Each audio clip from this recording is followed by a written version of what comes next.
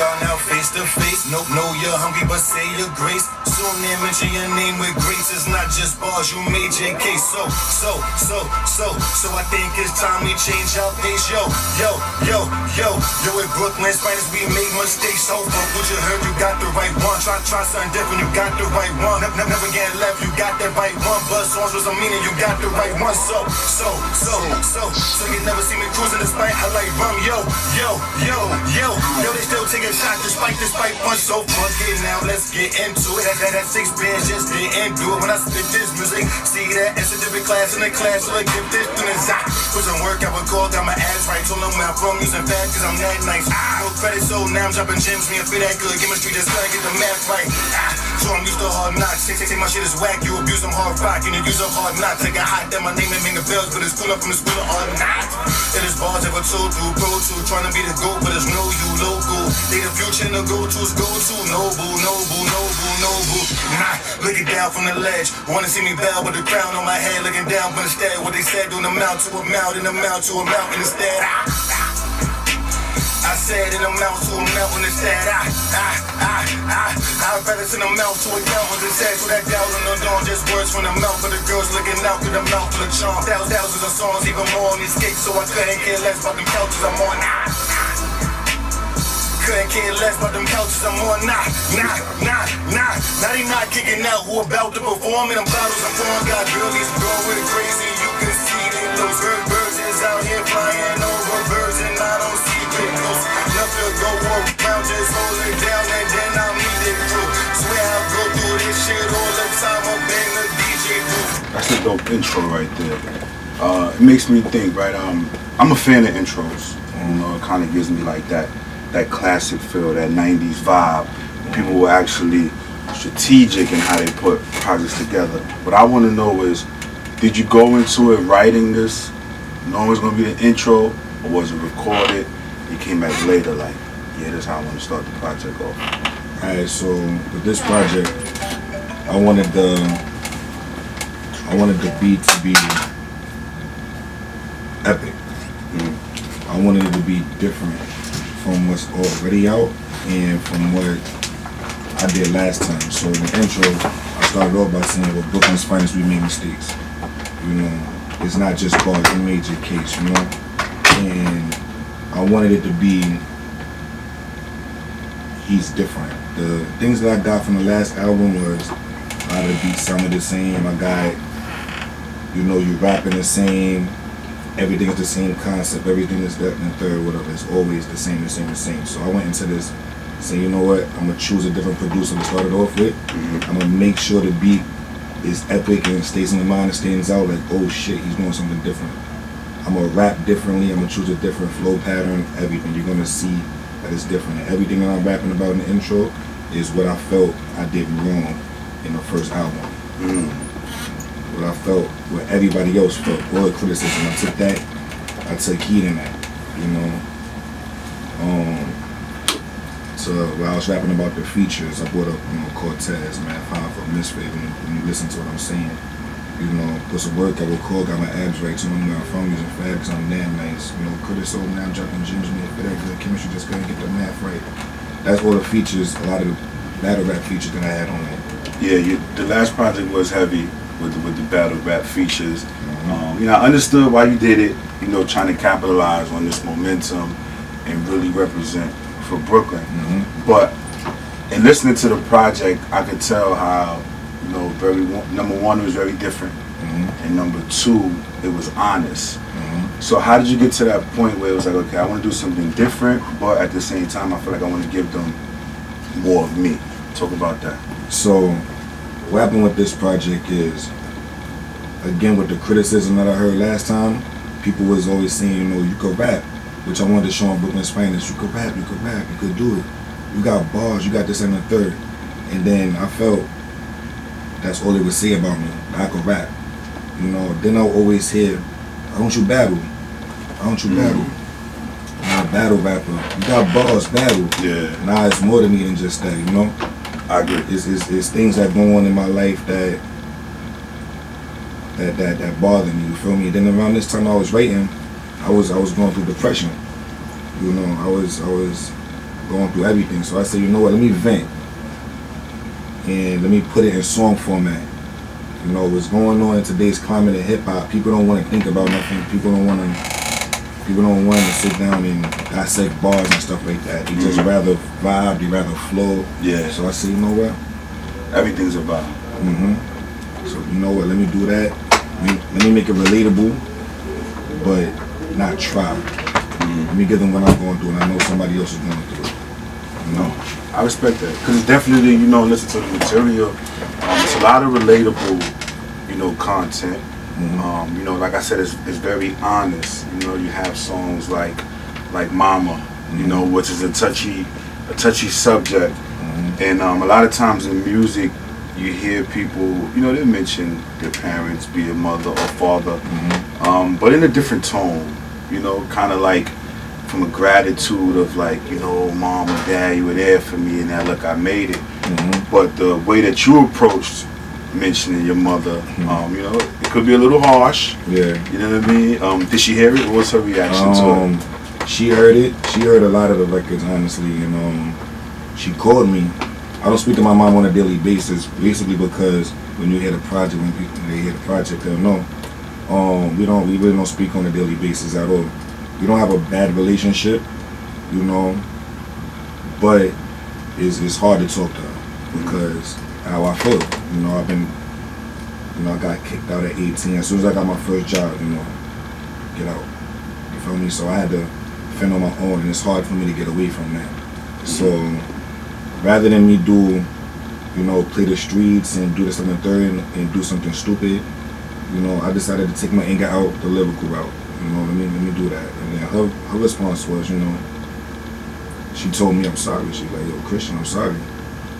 I was like, you know, I respect it. She was like, I didn't mean to make you feel no type of way. I didn't mean to make you do this and the third. You know, I'm proud of you. And it took a lot. You know, writing that record kind of, it brought tears to my eyes, you feel me? Because there's a lot of pain in that record. Do you feel like the weight has been lifted, and did it make it easier to touch on some of the other subjects? You know, your kid's mother, you know what I'm saying, and things of that nature. Did it make it easier? Like, it's like very, it's like boom, here you go, the hardest subject, talking about my mother. You know, letting you guys know what I went through as a kid. You know, and again, like you said, different. For me, that's like a prevailing theme of being different. A lot of people will talk about, you know, maybe their mom dealing with their vices and how it made it hard to live. But yours is like, man, you made me be a man earlier than I wanted to be. Looking back on that, is it a part of you that wants to think of? Well, I do think of for who I am today, because I'm a firm believer that everything happens for a reason, you know? Like, if that didn't happen, I probably would have grew up doing everything wrong. You know, back in the days, I was an asshole. I was doing everything I shouldn't have been doing. You know, I should have been locked up a long time ago. I should have been dead a long time ago with the things that I was doing when I was younger. You know, and then she sat me down like, nah, this the wrong path. And she had people watch over me, you know, this the wrong path. I'm gonna keep you busy. You know, you gonna work. You gonna do this, you gonna do that. And at the time, and even now, it's still hard and difficult to realize what happened, but I understand what happened, you know. And to answer your first question, I do feel like a weight was lifted off my shoulders with that record. That's actually maybe the third record that I wrote about my mom's. It was hard to write that record because the other ones I kind of touched on it. Black and White, I touched on it. Ain't No Sunshine, which is a good record. I kind of touched on it, and I said, you know what? Let me fully vent. Let me get it all out. That record's maybe 48 to 60 bars of just, you know, how I feel about my mom's, which I don't know if anybody else really did at the time, you know. They may have touched on it, you know. I had promised, you know, Tupac, you know, even though it's crack fiend, mama, you know, it's a Black Queen, you know. They bring it out, but you know, this is what happened in detail. You feel me? No, definitely. You know, as we spoke earlier, the cover, you know, it's impactful for me. You know what I mean? It gives us like that real time vibe. Like, what made you want to do that? What made you just say, hey, you know what, me, my kids, most important things, let this be the cover? Well, they actually, the reasons that I'm here today. You know, a lot of people say, you know, they'll go on Facebook and they'll be like, you know, they'll type up, oh, you know, I'm sad, but then when I look at my kids, I realize I gotta go harder, and they be frauding, you know. Depression is something easy to go through. And, you know, one day I was having bad thoughts, and I made up my mind. I said, you know what, I'm gonna kill myself. I went to go kiss my daughter, my Shine, that's the one that's on my arm right now. And I went in the room and I kissed her on the forehead. And then she said, she woke up. Anybody know Cadence? Anybody know Shine? She don't wake up from nothing. She woke up. She said, Daddy, where you going? I said, don't worry about it. I'm crying. Daddy, where you going? I said, nowhere. She was like, come to bed. I said, nah. She said, come to bed. And I laid down, I went to sleep. And they the reason I'm here today. So it's like they're my real life therapist, you know. They got me here. They kept me here. So I did it for them. That's powerful right there. I respect that. The entire process of putting this together, therapy session, how long did it take? It took maybe 2 years. The outro was actually originally supposed to be the intro. And I was thinking before I actually pieced everything together, I made that record maybe 2013, 2014, with this dope artist. His name is Lady Jade. And I was just like, you know, let me try something different and let me do a real record, you know, how I'm stressed and this and that. And it came out dope. And from then on, I'm like, you know what? Hearing everything I did, I was actually still doing Brooklyn's Finest when I made that record. And then that record just stuck with me. It's like, you know what? You need to do this. I have a lot of songs, and it's just, that one just really stuck with me. And that's probably like the skeleton of this. So since that record started and I was doing Brooklyn's Finest, let me piece everything else together. Well, if you're saying it took 2 years, like that's real. We live in like a microwavable era where people would come in and book a 10-hour session, record, and then trying to release it. So the 2 years, what was going on in that time? Was it like, okay, I'm recording, I'm leaving, doing something else, coming back to it, wait, I'm not motivated today, I'm battling? Like, how did you put it together, you know, within them 2 years, and when did you know it was done? Within those 2 years, like I said, I was working on Brooklyn's Finest. I was on tour in New York. I was really busy with that, working, real life stuff, you know, taking care of my daughters, and writing, making sure that my stuff was down packed, finding the right beats, finding the right producers and everything. Then I would come to the studio, Zyx, and Q, he's my main producer. You know, we would sit down and, you know, I paid for the whole project up front, like, listen, we want to do this, whatever. And I already don't go to anybody but Q, so he already knows, we have the chemistry, he already knows how I want to sound. He's honest with me, so he'll tell me, listen, you know, maybe you should do it like this, maybe you should do it like that, change this word, change that word, you know. Or he'll tell me, like, listen, it's not working today, come back another day, you know. We'll record a bunch of records, come back and mix them, whatever. Like, we took our time with this, which I appreciate it, you know. How important is that? I was having a conversation recently where I said that I feel like some of the best music comes from, you know, artists who go to like one producer and have that chemistry and, you know what I'm saying, that understanding of each other, you know what I mean, the producer knowing where your pocket is at, you know, you being able to come in and say like, nah, I just got this idea, and being able to take it to run it. How important is that for you? So when you're doing an album, a song, whatever you want to do, you know, you have you, which is the rap artist or the singer artist. You have the producer who does the beats. You have the engineer who brings everything together. You know, it's all important to have that one, like, to have that vibe. The chemistry has to be right. You know, what I respect about Zyx, they don't do it for the money. They do it for the love. You know, and that's what's important. You know, I've been to a couple other studios, and it's, you know, they'll lightly mix your stuff, level it up or whatever, and send you on your way after you pay them for the time. You know, here it's not like that.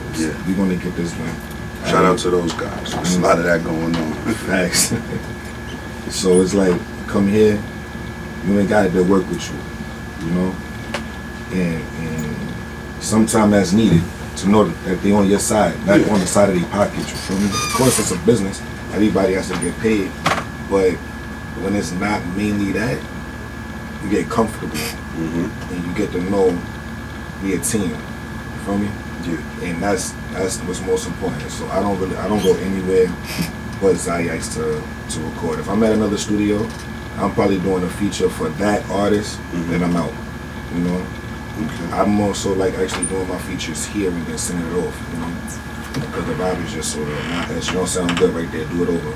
Do it over. What's your favorite song on the project? That one is difficult. I have favorite songs for different reasons. For example, Above the Sky, the intro. The way I presented myself and I was in different pockets, I was rapping, I switched the flow, the beat, everything. I feel I set it off real good. My penmanship on that record is top notch, I feel, you know. As far as a message is concerned, I really like She's Cold because of what I was saying. You know, I really feel it. You can hear the frustration in my voice. What the fuck they really wanted me? Never known for taking two sides, only one of me. You know, luckily I'm a Gemini, so it's double me. So I really felt like I need to vent, and then, you know, that's probably my favorite record on the whole project. After that, it'll probably be Voices because of the bars. What record would you say people would consider the most unpredictable or surprising to hear from you? It will probably be Ain't No Sunshine. That's been the most, that would be the most, I want to say impactful, but it had the most shock value. When I spoke to my moms, you're gonna be my moms regardless, but why the fuck you had me eating up the garbage? When people heard that bar, you know, they was like, oh shit, you know, it took them by surprise.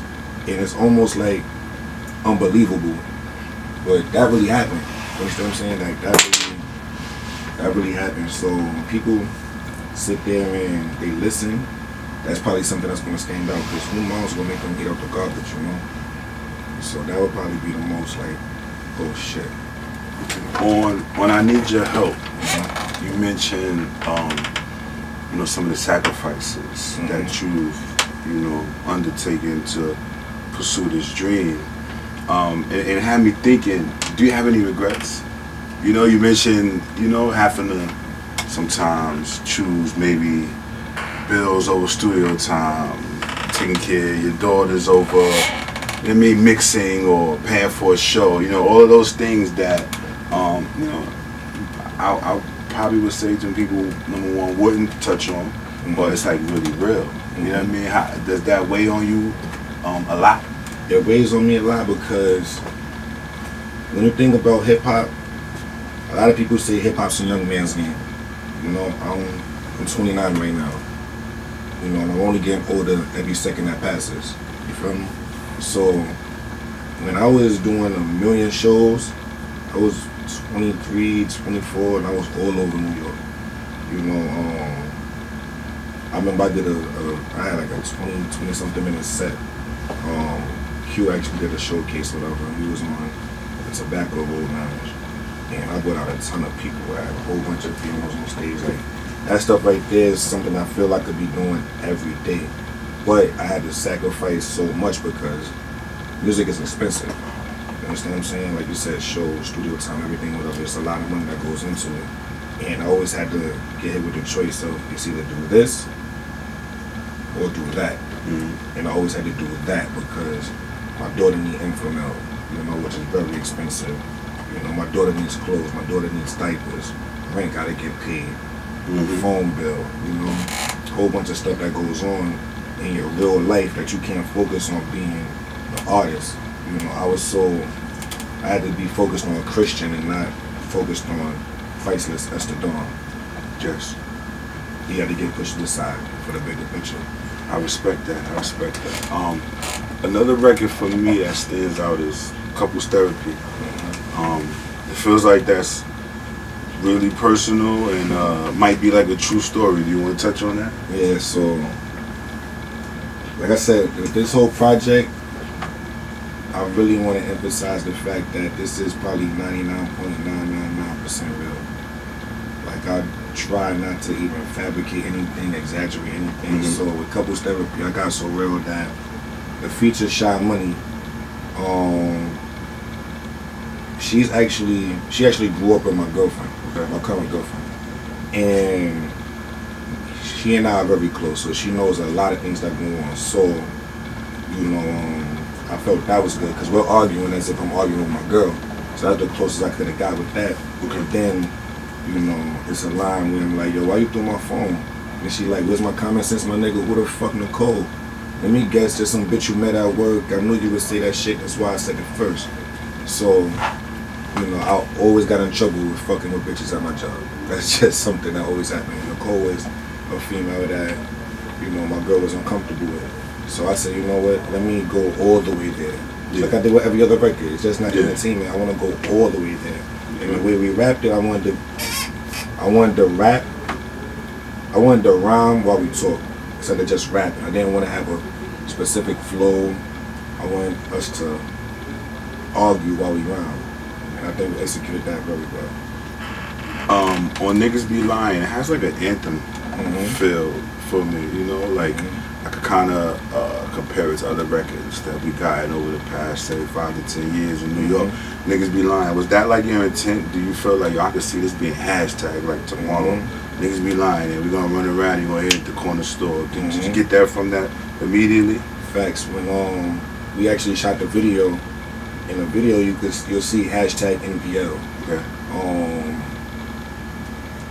That record, that's actually real too because this dude just kept lying to me in my ear about some stupid shit. Like, niggas just be lying about stupid shit. Like, all the time. Just be honest. Like, be you.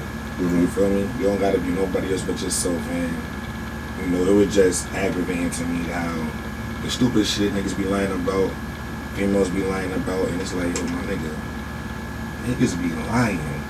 And straight to your face at that. Like, what the fuck? You feel me? And that's really where it came from. Then we kind of catchy hook. I'm like, let's go back and forth. I got my man B Felix on it. And I'm like, let's just make a catchy hook. And also with that record, I wanted to show that I could kind of be up to date with it. So I auto-tuned my voice. I did a simple catchy hook. There wasn't too many bars in there. I made it melodic and everything. I really just showed my versatility on that record while still being true to myself. Lastly, I want to touch on two things. Number one, what made you say, hey, this is an album instead of calling it a mixtape or EP? I feel like that's like widely popular today, and I don't really have somebody that can explain to me why. I think it's more so like, it's 7 songs an EP. So I want to get it from you. What made you say, hey, this is an album as opposed to those other categories? With the album, I feel like I did that because I wanted them to take me as serious as I took me serious. With a mixtape, it's like, okay, it's just a mixtape. A million niggas got a million mixtapes, Yo, check out my mixtape. Check out niggas on 42nd Street, downtown Brooklyn, they everywhere. So it just gets oversaturated in people's minds. Mixtape, that they don't even believe what you say. It's just like, my nigga, you swimming in with everybody else. So I wanted to call it an album. I want people to see the seriousness I took in it. I'd have to go to a studio, actual studio. We in the studio right now. Yes, sir. I have a photographer. I took the thing in a film studio, the cover art in a film studio. We take this serious. Yeah. Just as serious as a mainstream artist should take the album. I did that. I invested all of the money that I had into this, so I wanted them to take that as serious as I did. And is it only available on your website? Only available on my website right now because, one, I don't want to be grouped up as a SoundCloud artist. You tell people that you rap, they'll laugh at you. You got a SoundCloud, what's your SoundCloud link? Like a mainstream artist has their website, I have my website. I don't want to be drowned in with the Dat Piff artists, with the my mixtapes. You got to go through a million other artists or whatever. Let me go to this mixtape, let me go to that mixtape.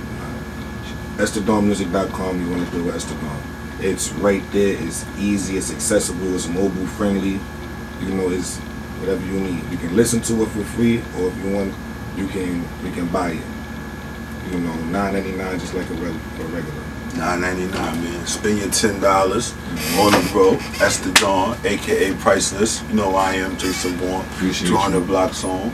Therapy session is available now. Mind where they can find you at, man. Listen, everybody know y'all can find me at SirDawnMusic.com, of course. Instagram, that's the Dawn. Music page on Facebook, that's the Dawn. Twitter, that's the Dawn. 2 Certified is the brand that we have right now. You see the hats that we have. You know, it's doing very, very, very well. Clothing coming soon as well. You can also find the music on 2certified.com. Like, we taking it serious. Instagram, 2certified.com. Everything is being taken serious from this point forward. There you go. 2 Certified. And if I wore hats, I have one. You know what it is, man. Stay tuned. More to come from my guy. Shout out to Zayax. We here, man. Brooklyn, uptown. Appreciate you, bro.